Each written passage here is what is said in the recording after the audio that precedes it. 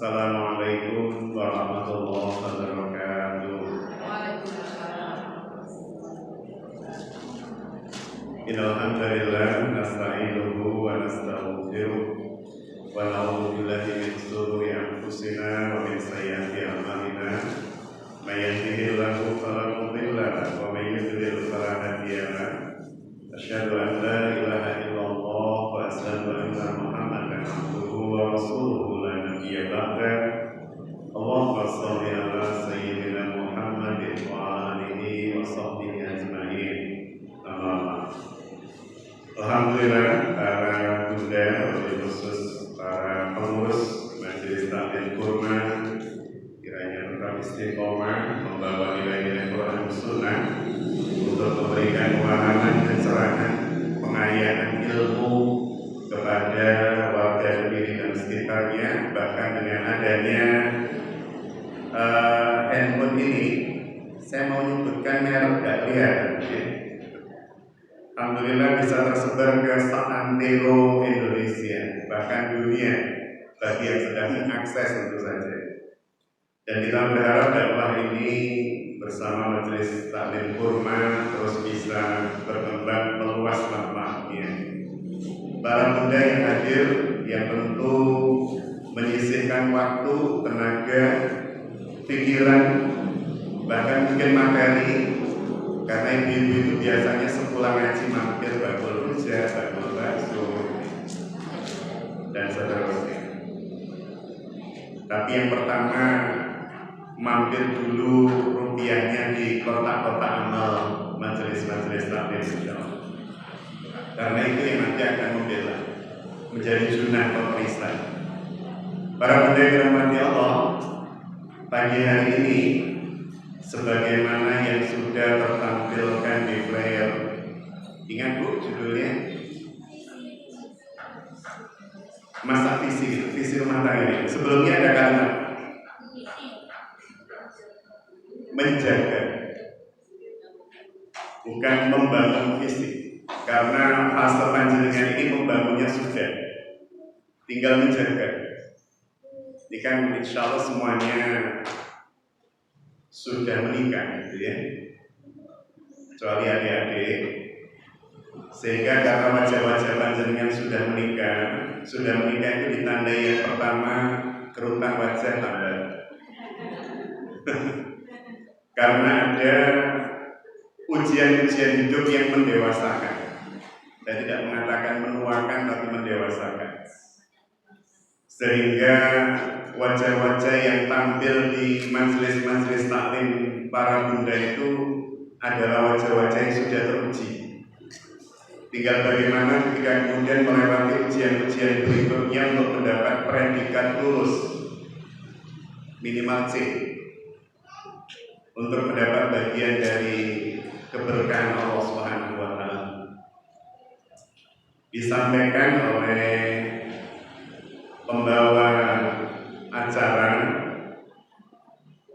bahwa ini majelis yang insya Allah dinaungi malaikat, dan itu memang janji Allah melalui Rasulnya.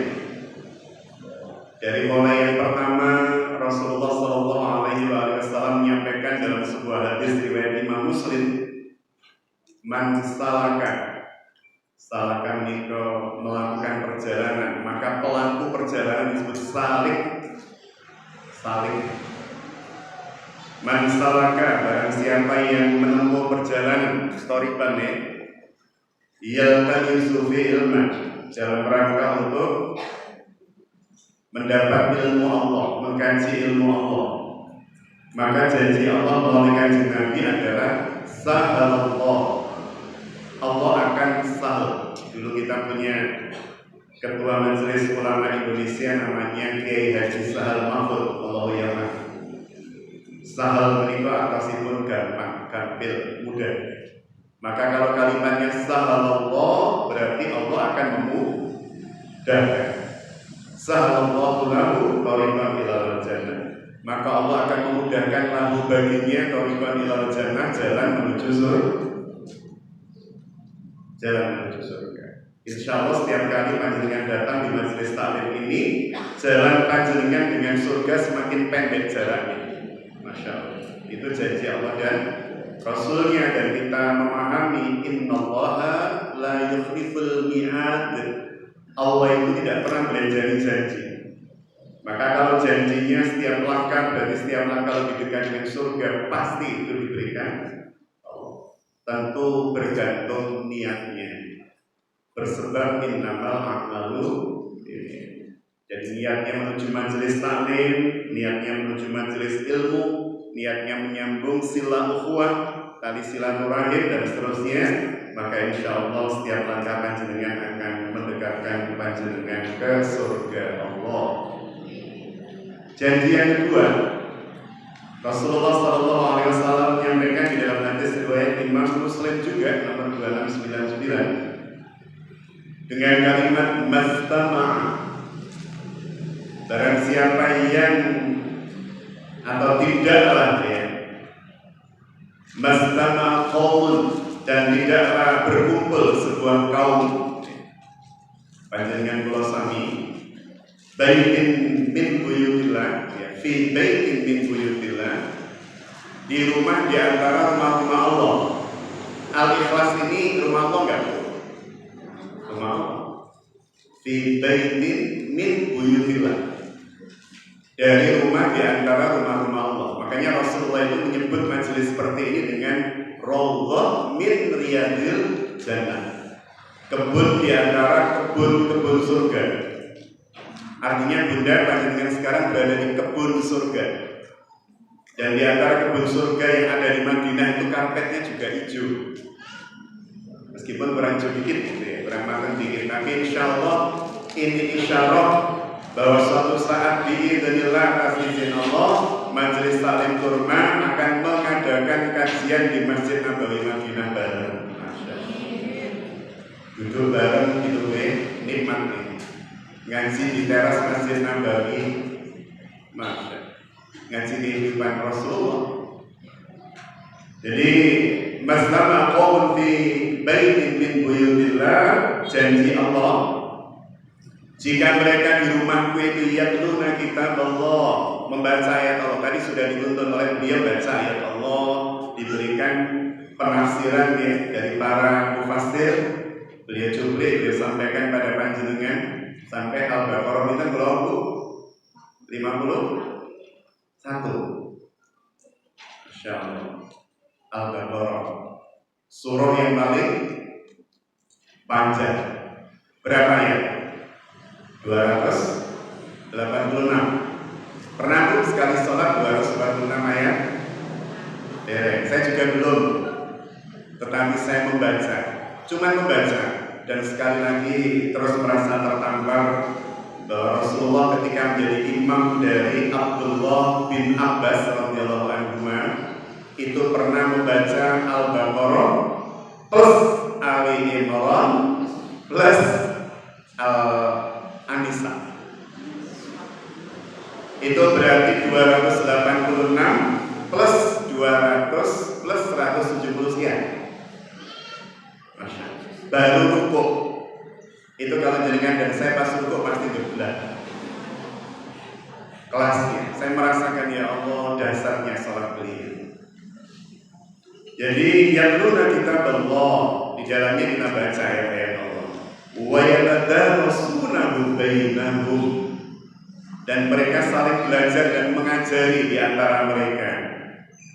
Illa, melainkan akan gitu ya dalam guru. Nazalat alaihimus sakinah, Allah akan menurunkan sakinah, sakan, ketenangan, kelapangan. Jadi barang siapa yang hadir dalam majelis seperti ini, para bunda yang dirahmati Allah, janji Allah, kalau niat saya dan panjenengan lurus, insya Allah nazalat alaihimus sakinah, diberi ketenteraman, diberi ketenangan. Maka kalau orang pulang dari pengajian bersungut-sungut, itu pasti ada yang salah. Bisa jadi ustadznya, bisa jadi materinya, bisa jadi teman duduknya. Wa ghasyiyatuhum rahmah, dan Allah menurunkan kasih sayang. Wa hafathumul malaika, tadi yang disampaikan beliau. Wahafatsumul malaika. Para malaikat membentangkan sayap di atas panjenengan sambil memintakan ampun sepanjang kita berada dalam majelis ini sampai pulang. Jadi para malaikat itu kemudian mohon kepada Allah untuk panjenengan kula sami mendapatkan pengampunan dari Allah. Kan dasarnya Masya Allah luar biasa. Wa dzakarallahu fi man indah. Dan Allah akan menyebut-nyebut nama panjenengan di hadapan majelis terbaik di sisinya. Misal Bu Ainun, saya tidak pernah tahu nama beliau, tahu nama suami beliau karena soulmate saya di Masjid Al-Falah. Maka akan disebut nama Bu Ainun di sisi Allah pada makhluk-makhluk terbaik malaikat. Hari ini hambaku Bu Ainun sedang ngaji. Maka ingat bahwa beliau termasuk khairun nas, manusia yang baik. Insyaallah kita semua termasuk khairun nas, khairul ummah.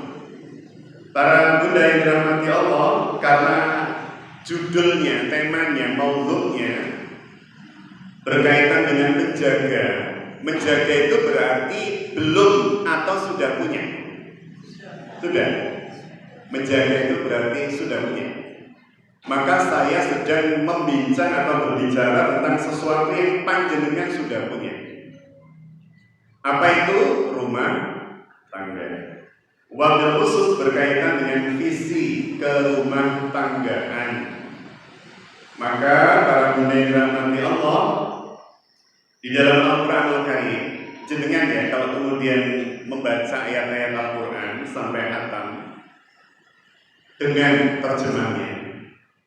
Karena seringkali saya tanya, Bunda ya, Bapak Ibu, sampun hatam Al-Quran? Alhamdulillah sampun Ustaz. Sakit bahasa Arab, titik-titik Ustaz. Bahasa Arab saya itu bahasa Arab yang salah paham. Saya ngomongnya salah, yang nanti orang paham. Yang penting orang paham. Nah, saya juga begitu, bahasa Inggrisnya salah paham. Saya ngomong salah, orang yang penting paham. Ketika kemudian ditanya Dasbuni bahasa Arab, kamu ya Ustaz bahkan sakit. Sudah hatam terjemah Quran derek nanti. Padahal kalau kemudian tidak memahami bahasa Arab, apalagi secara baik, bahasa Arab saya juga tidak secara baik, maka bisa dipastikan kita sangat membutuhkan terjemah, sangat membutuhkan tafsir, bahkan tafsir, gitu kan? Sehingga kalau kemudian khatam membaca Al-Quran harus, tetapi khatam membaca terjemah dan memahaminya lebih harus. Jika kita memang tidak memahami bahasa Arab, maka para bunda yang dirahmati Allah, ketika kemudian kita membincang tentang rumah tangga dalam Al-Quran itu yang terdiri dari berapa ayat? Masih ingat? 6.236 ayat. Al-Quran itu jumlah ayatnya 6.236 ayat. Imam Asim, Rasul Usmani, jangan tinggal googling saja. Apa benar toh Ustaz? Kalau kemudian pengen mantep nanti sampai rumah di jumlah Al-Baqarah 286. Kemudian Al-Fatihah ya balik, Al-Fatihah 7, Al-Baqarah 286, Ali Imran 200, An-Nisa 17, terus jumlah sampai yang terakhir surah An-Nas, ketemunya berapa? 6.230. Nah, loh kok dulu saya dengar 6666 loh Ustaz. Saya dulu sejak kecil begitu Bun. Tapi kan ilmu terus berkembang, kita jadi lebih tahu, lebih paham. Semua kitab hari ini bisa kita akses dengan gampang dan mudah. Sehingga kita dapatkan, oh ternyata yang benar ini toh, gitu ya. Kenapa kok dulu muncul 6666 berdasar hadis Abdullah bin Abbas radhiyallahu anhu yang menyebutkan bahwa ayat-ayat Al-Quran itu 6.000-nya terdiri dari kisah-kisah, 600-nya tentang kemahabesaran Allah, 60 ayatnya ayat-ayat tentang muamalah, dan 6 ayatnya tentang hukum. Seakan-akan kalau dijumlah 6.660. Nah, padahal bisa jadi kisah dengan hukum itu beririsan, satu ayat tapi berisi ada kisah, ada ada kisah, ada dan seterusnya. Sehingga jumlah ayat Al-Quran yang masyhur, paling masyhur, justru jenengan kalau cari di Google atau tanya pada kitab-kitab yang muktabar, nggak akan ketemu angka 6.666. Bapak Ibu, bunda-bunda yang dirahmati Allah, di dalam 6.236 ayat di dalam Al-Quran yang membincang tentang keluarga menikah banyak. Apa Bu? Lah, bukan banyak, bukan banyak. Dan itu sekaligus menunjukkan betapa Al-Quran, betapa Allah Subhanahu wa Ta'ala memandang pentingnya berkeluarga secara benar. Maka dibutuhkan banyak ayat untuk memberikan penjelasan, bahkan detail dan rinci. Apakah itu berkaitan dengan hubungan suami istri? Apakah itu berkaitan dengan komunikasi anak orang tua? Ataukah itu berkaitan dengan cara mendidik, membimbing, menumbuh kembangkan, menyiapkan medium tumbuh kembang generasi muslimin? Banyak ayatnya. Dari mulai awal-awal ayat suratul Baqarah atau bahkan surah pertama dalam Al-Quran, yakni surah apa? Surah pertama Al-Fatihah. Bahkan di dalam surah pertama, suratul Fatihah, ketika panjenengan sudah mulai bermohon meminta kepada Allah dengan kalimat-kalimat doa, dari mulai kalimat ihdinas siratal mustaqim, kalimat permohonan di dalam ayat tersebut kemudian diikuti dengan kalimat siratal ladzina an'amta 'alaihim dan seterusnya dan seterusnya. Allah Subhanahu wa Ta'ala menunjukkan kepada panjenengan bahwa untuk menghadirkan keluarga yang tangguh, umat yang tangguh, peradaban yang tangguh, maka panjenengan kula sami diminta oleh Allah untuk memiliki ikon, contoh, profil, apalagi uswah qudwah. Ya Allah, tunjukkan kepada kami jalan yang lurus. Jalan lurus yang seperti apa? Siratal ladzina an'amta 'alaihim, jalan orang-orang yang panjenengan telah berikan nikmat pada mereka. Kira-kira yang dimaksud di sini Bu? Yang dimaksud ketika him di sini mereka itu? Halo? Para nabi, para rasul, para aulia, para sholihin. Kita diminta mencontoh mereka, keluarga mereka, pribadi mereka, interaksi antar keluarga mereka. Nanti diperkuat di dalam firman Allah surah Ali Imran 31 sampai 30 sampai 33. Ketika Allah mengawali dengan kalimat innallaha astafa, sesungguhnya Allah istafa. Mustafa itu artinya apa? Mustafa. Punya teman namanya Mustafa Bu? Tetangga. Artinya apa Bu? Halo. Pilihan. Mustafa itu orang pilihan. Innallaha, sesungguhnya Allah istafa, telah memilih. Ini menarik. Ini merupakan bagian dari salah satu konsep tafsir ayat bil ayat. Menafsirkan ayat dengan ayat. Yang dimaksud dengan an'amta 'alaihim, yang Allah berikan nikmat kepada mereka siapa ya? Allah berikan contoh. Innallaha, sesungguhnya Allah istafa, telah memilih Adam wa Nuhan, Adam Nuh, wa ala Ibrahim wa ala Imran alal alamin. Allah telah memilih Adam, Allah telah memilih Nuh, dan Allah telah memilih, nah ini kita masuk, keluarga Ibrahim dan keluarga Imran atas seluruh alam. Berarti kalau bicara keluarga dari ayat ini, siapa yang kemudian masuk dalam proyek percontohan dari Allah? Dari ayat ini tadi. Masa ada. Tadi kalimatnya keluarga mulai mana tadi? Ibrahim, Imran. Adam enggak? Karena Adam keluarganya bermasalah. Gini boleh? Halo Bu? Adam, Nuhan, Nuh enggak, karena keluarga Nuh bermasalah. Dan kita belajar dari situ nanti. Artinya apa? Artinya kenapa ya keluarga Adam tidak dijadikan Allah sebagai contoh keluarga ideal? Kenapa keluarga Nuh tidak Allah jadikan contoh keluarga ideal, tetapi Allah menyebut wa ala Ibrahim wa ala bukan ala ya, wa ala keluarga Imran ala alamin. Dan keluarga Imran. Padahal Imran Nabi apa boleh? Boten, sanes. Imran bukan Nabi, Adam Nabi apa boleh? Nabi. Tapi ternyata ketika bicara keluarga, justru yang dimunculkan Allah keluarga yang bukan keluarga Nabi itu. Keluarga Imran. Berarti panjenengan semua, saya punya kans gak untuk memiliki keluarga mulia? Halo? Punya banget. Sebagaimana Imran dilebihkan oleh Allah atas keluarga Adam. Maka kita diminta oleh Allah mencontoh keluarga Imran, keluarga Ibrahim. Kita contoh sekarang. Apakah ini keluarga yang memang punya visi berumah tangga banget?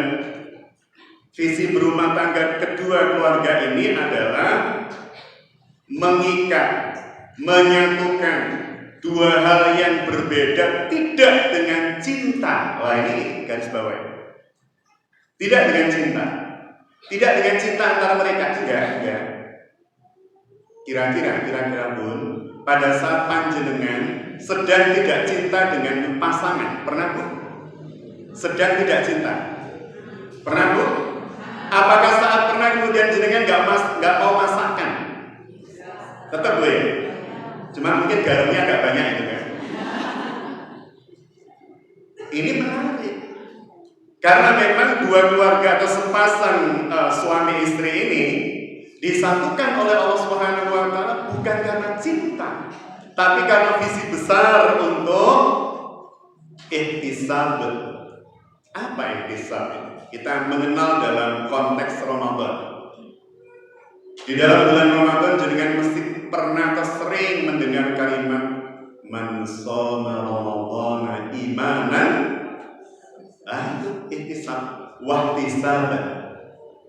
Ihtisab itu adalah kemampuan tekad azam untuk menjadikan puasa kita itu krono Allah Ta'ala. Sebuah azam untuk menjadikan perilaku kita, pilihan ikhtiar kita itu bersebab Allah. Maka bersebab Allah itu mengalahkan cinta. Bersebab Allah itu mengalahkan rasa cinta. Sehingga kadang ketika seorang istri sedang tidak merasa cinta dengan suami, atau suami sedang tidak merasakan cinta dengan istri, tetap melaksanakan amanah dari Allah. Bersebab Allahnya, bukan bersebab pasangan, boleh. Bukan lagi bersebab pasangan, tetapi bersebab Allah. Masih ingat kisah seorang wanita yang menjadi cikal bakal hadirnya kota Mekah? Munculnya kota Mekah? Siapa? Halo? Ratu Elizabeth. Gak ada hubungannya. Mekah itu muncul siapa? Karena siapa? Coba ya, saya tanya pada panjenengan. Kalau panjenengan suka sejarah atau geografi di masa lalu, wah Ustaz, sejarah ngapain disenangi pelajarannya? Peradaban besar itu selalu muncul ketika ada sumber-sumber air yang ada di sana. Peradaban Tiongkok kuno, Huangpu, Sungai Kuning Cina. Peradaban Mohenjo-daro India karena ada Sungai Gangga. Peradaban lama kuno Mesir, Mesopotamia, Babylon Persia karena ada Sungai Nil. Di Persia karena ada Eufrat sama Tigris, Dajlah dan seterusnya. Peradaban besar itu Bun tidak akan pernah hadir kalau tidak ada sumber air. Kalau tidak ada sumber air, kenapa sih Mojopahit itu sempat mendirikan kerajaan yang kuat gitu ya, di Mojokerto, di Tarik, di Trowulan, karena ada aliran sungai Brantas dan seterusnya. kerajaan Sriwijaya, Palembang, dan seterusnya dekat lautan. Jadi kalau kemudian kita melihat itu, maka sejatinya Mekah itu tidak akan pernah hadir sebagai kota sebelum ada apa berarti? Laras, sebelum ada air apa berarti? Zam-zam. Dan Zam-zam itu adalah sejarah siapa? Hajar. Ismail, Hajar. Jadi Zam-zam itu adalah sejarah dari ibunda dan anak yang dalam tanda petik itu ya. Orang kalau melihat sekilas tersia-sia. Tetapi kalau kemudian kita melihat hakikat, kadang pun kita itu merasa melihat sesuatu dengan benar, dengan cara pandang yang benar. Tapi pada saat yang sama Allah menunjukkan bahwa kebenaran cara pandang itu yang tertuntun oleh Allah. Coba jangan bayangkan ya, mohon maaf. Sayyidatina Hajar itu diungsikan ke Mekah bersebab apa sih? Halo? Kecemburuan. Kecemburuan itu diberikan oleh Allah potensi atau bukan? Potensi. Artinya dia itu baik, pada awalnya baik. Sampai kemudian Sayyidatina Sarah mengatakan pada awalnya beliau yang meminta Nabi Ibrahim menikahi Hajar. Tapi ketika kemudian melihat Nabi Ibrahim kok tingkat cintanya pada anaknya Ismail itu mengurangi jarak cinta beliau. Ya sudah, pisahkan dulu lah, jauhkan. Ketika kemudian Hajar dijauhkan atas perintah Allah, titik Mekah itu perintah Allah, bakar. Bibakatil mubarakah, begitu kalau firman Allah dalam Al-Quran. Di sebuah tempat namanya Baka itu lembah. Mubarakah yang penuh berkah. Ini kita garis bawah ini. Kadang panjenengan oleh Allah ditempatkan pada posisi yang tidak nyaman dalam hidup. Benar Bu? Hajar dan Ismail ditempatkan di posisi yang sangat tidak nyaman. Ini lembah tanpa penghuni, biwadil ghairi dzar'in. Surah Ibrahim ayat 37. Surah 14 ayat 37. Biwadil ghairi dzar'in. Di sebuah tempat tanpa tanaman, tanpa oase, tanpa supermarket, tanpa rest area pun, boten itu. Ini kalau kita mau mikir jujur pun, mikir normal, mikir manusia. Ibrahim tanggung jawab memang boten. Ini kalau versi kita, seandainya saya mewakili suara hati panjenengan juga. Versi kita, ini Ibrahim tanggung jawab gak sih Bu? Ini gimana loh suami? Memposisikan saya di posisi di tempat yang tanpa tanaman, tanpa oase, bla bla bla bla, ditinggal dengan anaknya yang masih orok. Cuman dikasih sangu roti beberapa potong sama kirba. Kirba itu terbuat dari kulit onta, si air. Tinggal. Kita lihat ihtisam itu seperti apa sih ihtisam? Ibunda Hajar protes, Mas, bisa, sampai tinggal. Ibrahim gak bisa jawab Bu. Kalimatnya kan, ya Ibrahim, apakah engkau akan meninggalkan kami di sini? Itu kalimat rela atau enggak? Halo? Gak rela. Sampai itu ya apa sih Mas? Udah nikahi saya, punya anak ditinggal. Ya Ibrahim, apakah engkau akan meninggalkan saya di sini? Ibrahim gak bisa jawab, nangis, ngadep ke Palestina. Ini Mekah nih, ini Mekah. Ini Palestina, utara. Kalau panjenengan berada di Ka'bah itu berarti arah rukun Syami, kebalikannya rukun Yamani. Posisinya di situ. Jadi Sarah bertanya kepada Ibrahim, Mas, apa jenengan meninggalkan saya atau kami? Ibrahim gak bisa jawab, oleh ke sana sudah nangis gugup. Kelihatan berguncang. Ditanya lagi oleh istrinya, apakah panjenengan meninggalkan saya atau Mas? Ibrahim tambah nangis, tapi gak berani noleh. Karena kalau noleh pasti nggak mampu ninggal. Akhirnya sang istri yang Masya Allah, bagi saya Hajar itu salah satu wanita dengan puncak iman yang tidak tertandingi. Kalimat Hajar berikutnya begini, Mas, apa ini perintah Allah? Apa jenengan sedang melaksanakan perintah Allah? Kata Ibrahim, Naam, bala, iya. Baru kemudian Ibrahim itu noleh, bala, iya, naam, iya. Maka saat kemudian Ibrahim jawab begitu, Hajar langsung bilang begini, ini ihtisam. Beliau membangun keluarga dengan Ibrahim bukan bersandar cinta, bukan. Karena kalau saya dengan istri membangun keluarganya bersandar cinta, pasti beberapa kali kecewa, benar? Bahkan mungkin bukan beberapa kali, berkali-kali kecewa. Tapi apa yang disampaikan oleh Hajar? Hajar mengatakan begini, dia sambut, ya sudah. Kalau ini perintah Allah, Allah pasti tidak akan meninggalkan kami. Maksudnya, wahai suamiku, hatiku itu milik Allah. Sehingga kalau Allah yang memerintahkan pun jenengan konduk. Wong terpautnya hati saya itu pada Allah, bukan pada panjenengan. Pun jenengan konduk dapat. Saya membaca itu berkali-kali saya ulang kisah itu. Untuk kemudian memastikan bahwa ini memang kisah yang benar, hak. Untuk kemudian mengajarkan kepada saya, jangan cintai pasanganmu karena cinta. Karena kalau karena cinta, maka berumah tangga itu akan sering bertemu dengan hal yang menyakitkan dan menyempitkan. Gitu, ya. Tetapi gunakan dia sebagai wadah, sebagai ladang, sebagai lahan. Intisab, maka visi seorang mukmin ketika menikah salah satunya adalah menegakkan ihtisabnya kepada Allah, menegakkan cintanya, pengakuannya, penghambaannya kepada Allah Subhanahu wa ta'ala. Makanya Rasulullah bilang begini, an-nikahu sunnati. Nikah itu adalah sunnahku, kata Rasulullah, jalan hidupku. Faman raghiba an sunnati, dan barang siapa yang membenci jalan hidupku, nikah, rumah tangga, laisa minni, maka dia bukan termasuk golonganku, kata Rasulullah. Jadi kalau ada orang yang tidak menikah bersebab benci, menikah itu cuma nambah beban hidup, menikah itu cuma nambah tugas, biasanya bangun tidur seenaknya, biasanya naruh ini itu seenaknya. Nanti kalau nikah ada yang larut, kalau nikah ada yang ngatur, kalau nikah ada yang membatasi dan sebagainya.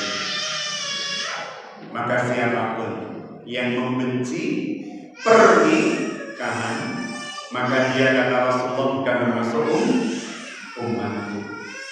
Ketika mendapat masalah, kalimat yang begini, ini membenci pernikahan. Dan masalah ini si gara-gara nikah segini. Wah, ini bahaya kalimat ini. Karena dia rohibah, orang seperti itu membenci. Oh, ternyata gara-gara menikah itu hidup saya jadi gak karu-karuan lagi. Jadi betapa kemudian panjenengan Mulo Sami harus melihat kembali. Saya utamanya, ini nasihat buat saya, Bu, mereview ulang. Saya sudah menikah 25, masuk 26 tahun. Dan saya senantiasa mereview ulang visi berumah tangga saya, visi menikah saya, visi membawa bahtera rumah tangga saya, karena saya adalah nahkoda. Dan nahkoda atau leader itu wajib mengetahui apa, Bu? Tujuan. Wajib mengetahui tujuan. Apa tujuan saya menikah? Apa, Bu? Waja'ala bainakum mawaddah warahmah. Di atasnya mungkin minta diangin-anginkan. Jadi wa min ayatihi an khalaqa lakum min anfusikum azwajan litaskunu ilaiha. Jadi yang pertama, litaskunu ilaiha. Menikah itu dalam rangka untuk mendapat apa? Sakinah, sakan, ketenangan.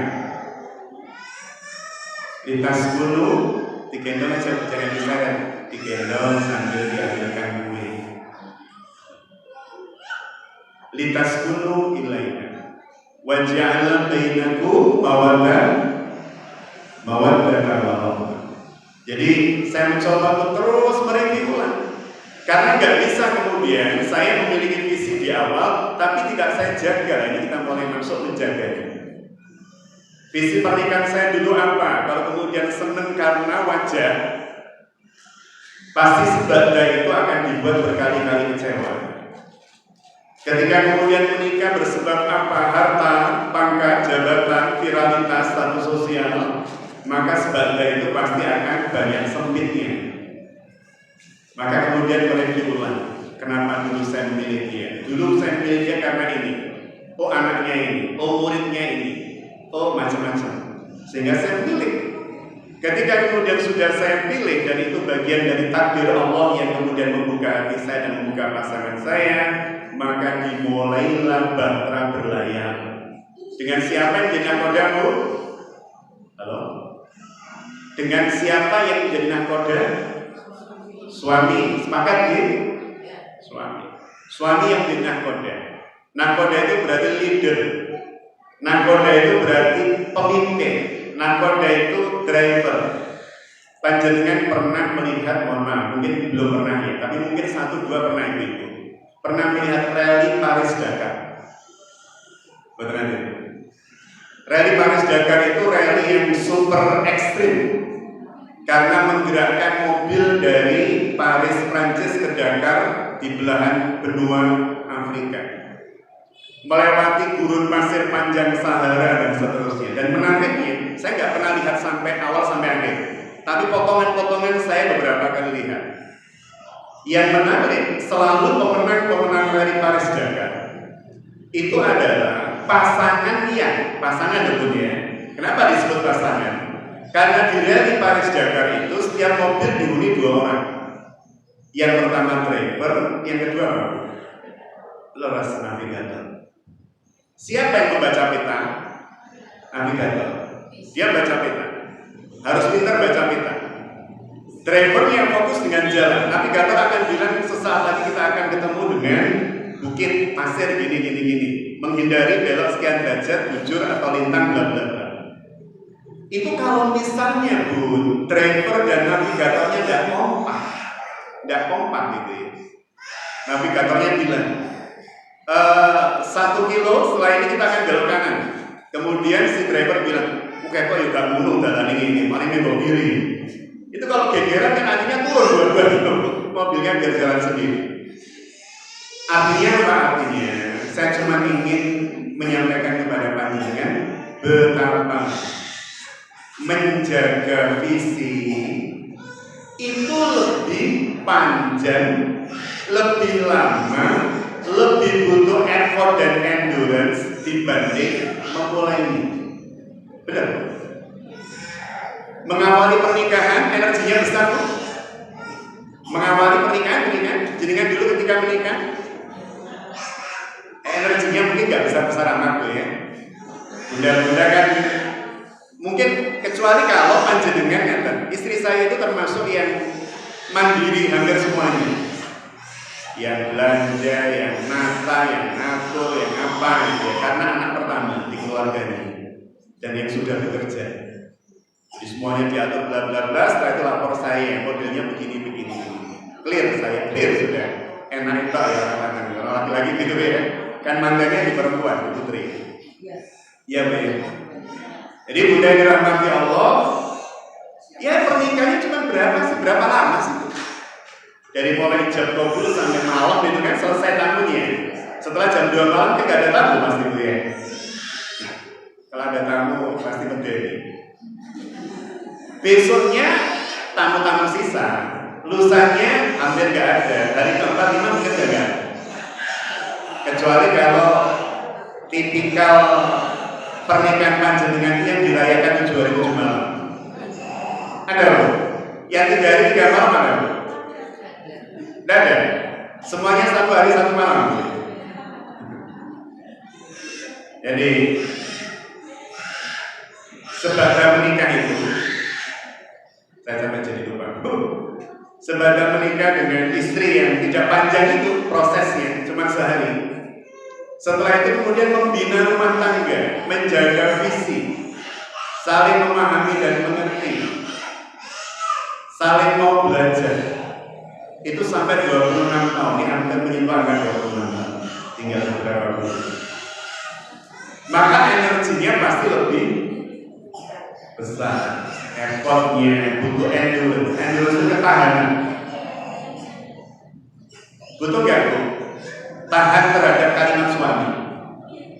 Halo Bu, wajah jenengan menunjukkan butuh banget ya. Butuh enggak mendengarkan kalimat anak? Kesabaran. Butuh energi yang kadang tidak kecil, butuh energi besar. Butuh menikmati tangisan anak dari yang kecil besar. Artinya bunda yang dirahmati Allah, saya cuma ingin menyampaikan pada panjenengan salah satu kata kunci yang disampaikan adalah wajib bagi panjenengan dan saya menyadari bahwa ternyata berumah tangga itu dalam rangka untuk menjaga visi yang sudah ditibarkan di awal itu butuh energi yang tidak kecil, butuh tenaga yang tidak ringan. Sehingga karena butuh energi yang tidak kecil, panjenengan sudah mengetahui dan memahami ilmunya. Dados santongan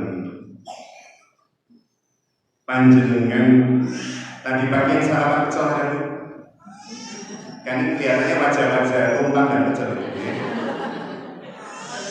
Orang ketika panjenengan tadi pagi makan pecel dan kebetulan kemudian panjenengan merasa kok enak ya ternyata pecelnya produk kurma ini. MT Kurma misalnya mengeluarkan produk pecel. Jenengan makan kok enak ya? Pertanyaan saya, seenak apa pecel produk dari sebuah tempat apapun itu, siapapun itu, untuk panjenengan konsumsi? Kira-kira kalau dalam satu hari 3 kali berapa lama jenengan tahan dengan pecel itu? Halo? Mohon maaf, pernah nggak panjenengan makan makanan yang sama selama berhari-hari dan merasakan kenikmatannya yang tidak berubah? Tidak pernah Bu ya? Semakin lama semakin berkurang. Level rasanya semakin berkurang. Oh, pas makan pertama terus begitu pun maknyus 9 Ustaz. Hari pertama 3 kali pagi siang sore masih tanduk-tanduk. Hari kedua, ketiga, keempat, karena kita ketemu 1 bulanan, di bulan berikutnya dengan terus makan itu. Terus begitu pun kemarin sudah muntah Ustaz.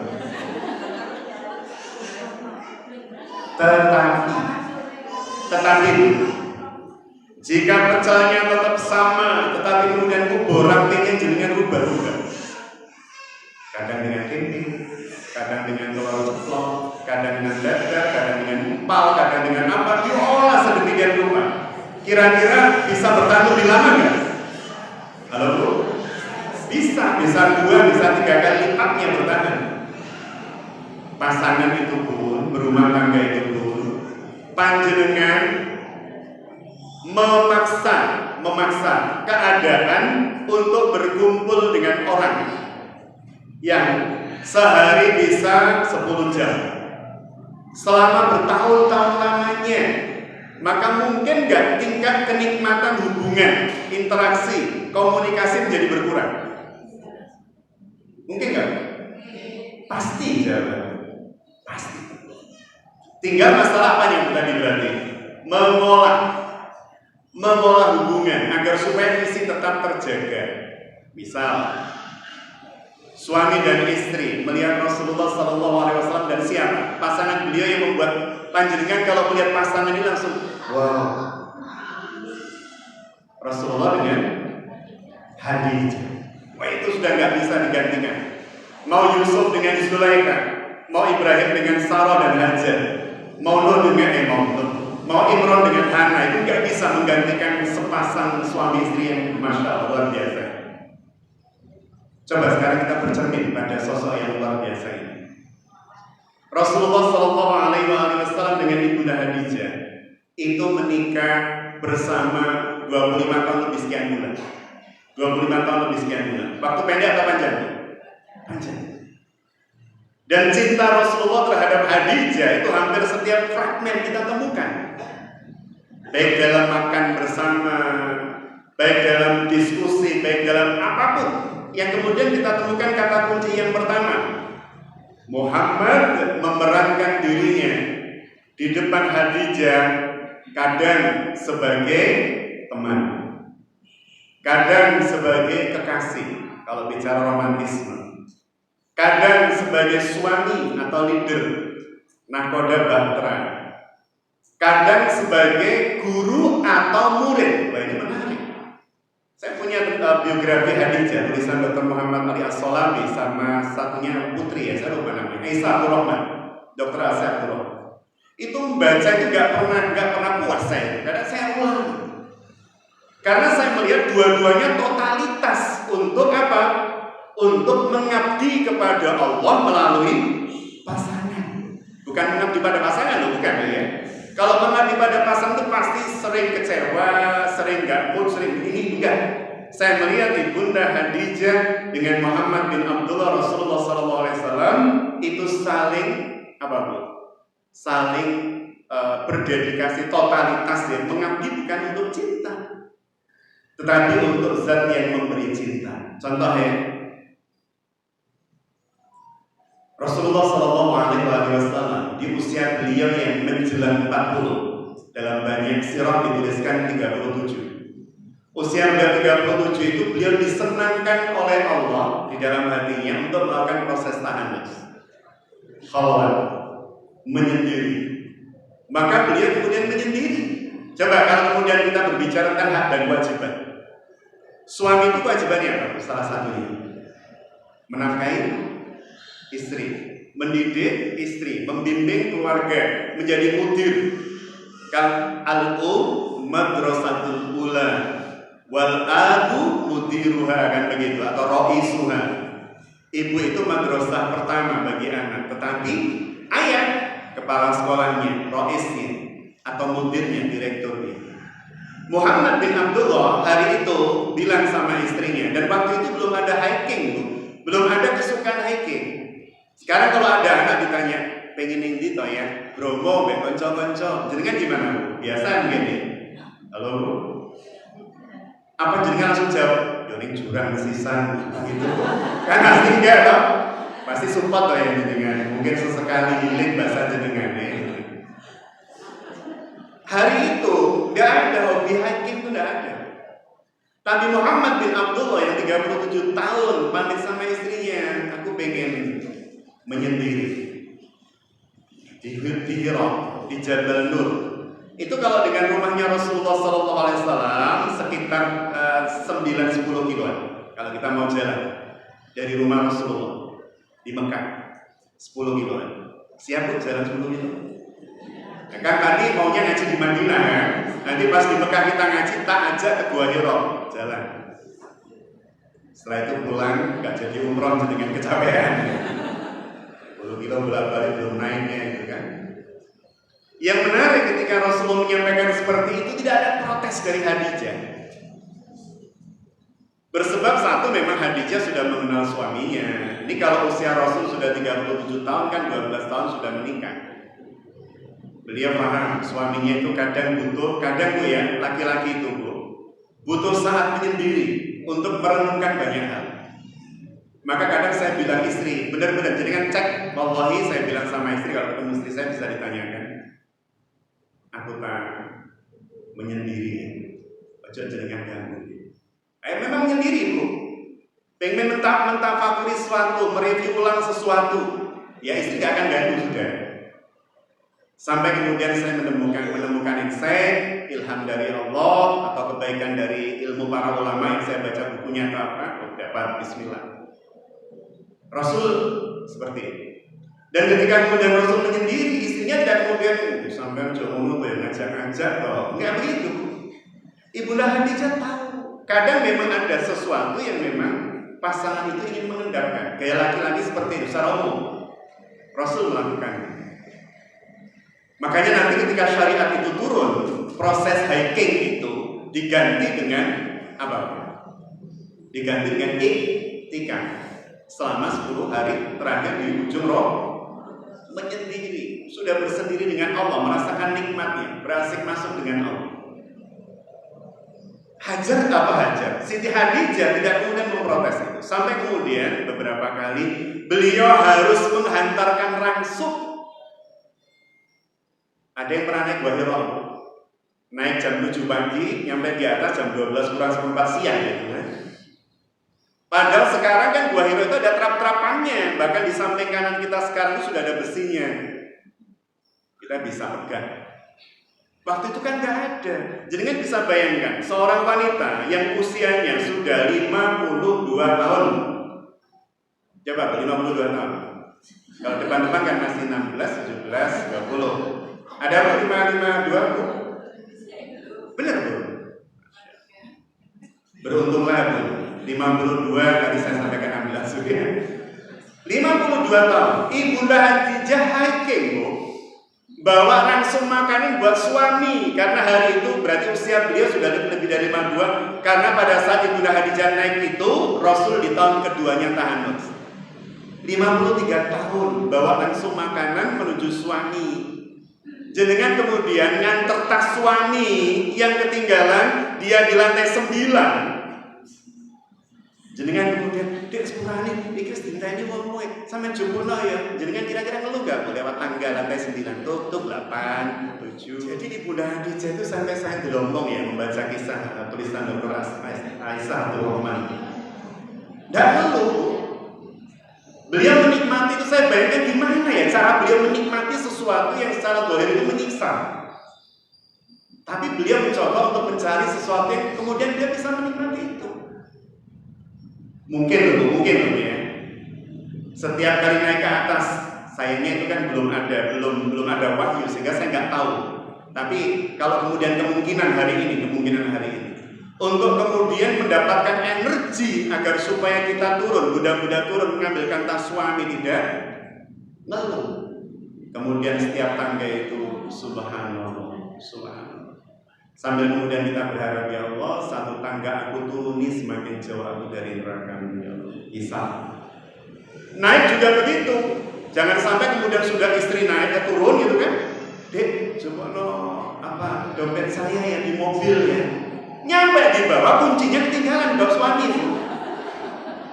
Padahal 9 lantai gitu kan. Akhirnya kan kita pengen loncat dari 9 lantai gitu kan.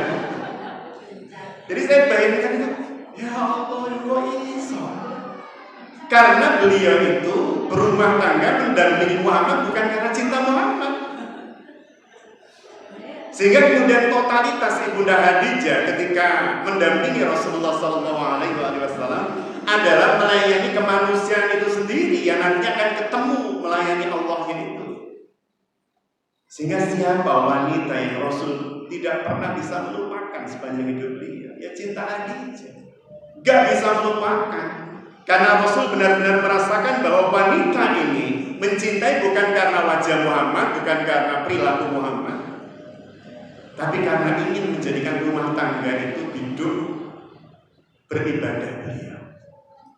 Coba wanita satu-satunya yang pernah mendapat salam dari pemilik langit bumi siapa Bu? Khadijah. Ketika kemudian Jibril mengatakan kepada Rasulullah SAW, ya Rasulullah, intadir, tunggu, karena sesaat lagi Khadijah akan datang ke sini dengan membawa nampan berisi makanan minuman untukmu. Ya Rasul tidak tahu di tempat itu Ibunda Khadijah jalan itu kan sambil membawa nampan untuk Rasulullah makan buat suami. Dan Jibril mengatakan, maka sampaikan kepadanya bahwa dia mendapatkan salam dari Rabb semesta alam. Salam dariku dan salam dari Rabb semesta alam.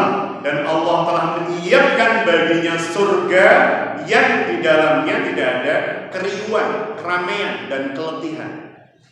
Itu para ulama membahas kalimat itu Bu. Bisa jadi satu buku. Syekh Shalih Al-Munajjid itu membahas satu buku.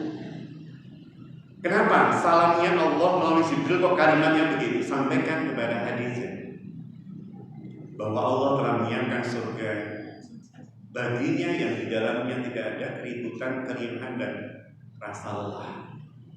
Karena seluruh hidup Khadijah itu lelah untuk perjuangan suaminya, Bu. Harta beliau habis untuk perjuangan suaminya, Bu.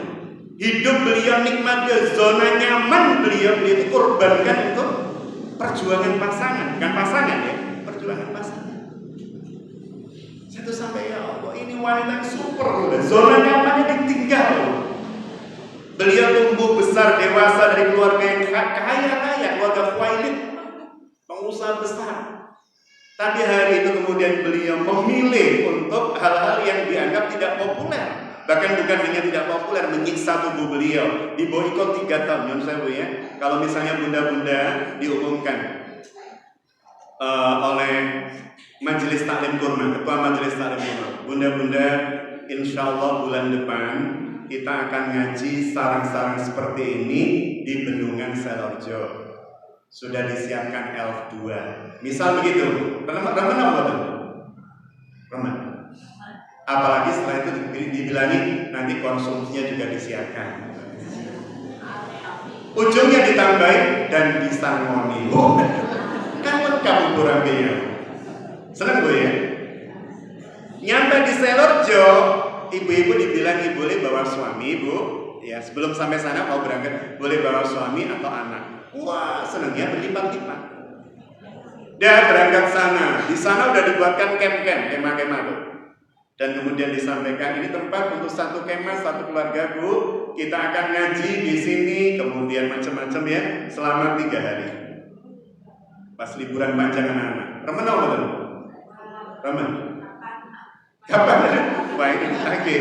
Saya bilang ke Majelis Taklim Kurma ya. Bunda yang dirahmati Allah, itu kita. Ibunda Khadijah itu pernah mengalami, beliau mendampingi sang suami ini, sang pejuang ini, sang Rasul dan Nabi ini selama 3 tahun, dari tahun ke-7 kenabian sampai tahun ke-10 kenabian, ditempatkan di Si'ib Abu Thalib, beratapkan langit. Mohon maaf, Bun, ada yang tahu Istana Raja dekat Safa Marwah itu?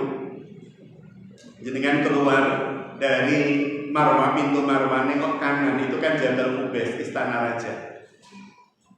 Ini Istana Raja, ini ada tempat datar begini, ini ada Maktabah Makkah Mukarramah, tempat lahirnya Rasul, tempat lahirnya Muhammad bin Abdullah. Antara ini dengan Istana Raja itulah Si'ib Abu Thalib. Dulu Kanjeng Nabi bersama Ibunda Khadijah selama 3 tahun, Bu. Dan seluruh keluarga dari Bani Hashim, Bani Abdul Muthalib diasingkan di situ 3 tahun. Gimana, Bu? Tidak ada atap. Kalau hujan kehujanan, panas kepanasan. Kira-kira kalau kita mendampingi suami sampai sesengsara itu, gimana? Mas, aku tetap padamu itu. Ya Allah, Bu Khadijah radhiyallahu anha. Seluruh zona nyamannya dia serahkan di jalan Allah. Makanya gantinya surga yang tidak ada keributan, keriuhan dan rasa lelah. Allah membalas dengan itu karena saat lelahnya beliau mendampingi suami. Bersebab Allah, bukan bersebab apa. Ini belum selesai ya, baru poin 1 sudah selesai jamnya, tepat di jam 10. Insya Allah kita akan lanjutkan bulan depan biidznillah atas izin Allah Subhanahu wa taala. Dan saya berdoa semoga suatu saat kita benar-benar bisa ngaji bareng di tanah suci, merasakan ngaji di atas rumahnya Rasul, masya Allah, nikmat. Demikian Bunda yang dirahmati Allah. Insya Allah beberapa pertanyaan nih karena jam 10 ya, pertanyaan nanti via pengurus, dan insya Allah akan dijawab pengurus juga. Kalau disampaikan pada saya kalau memang penting pertanyaan ini. Demikian para Bunda yang dirahmati Allah, para Khadijah milenial, semoga Allah Subhanahu wa taala memuliakan panjenengan keluarga, mengikat keluarga panjenengan dengan cinta Allah, bukan cinta bersandar fisik, materi dan seterusnya, sehingga keluarga panjenengan akan menjadi keluarga yang sakinah, mawaddah, warahmah, wabarakatuh. Mohon maaf jika ada kalimat yang kurang berkenan di sana sini. Billahi taufiq wal hidayah. Wallahul muwaffiq ila aqwamit thoriq. Assalamualaikum warahmatullahi wabarakatuh. Ya Rabbi syukran, هديت قلبي شكرا، نورت دربي شكرا. شكرا يا رب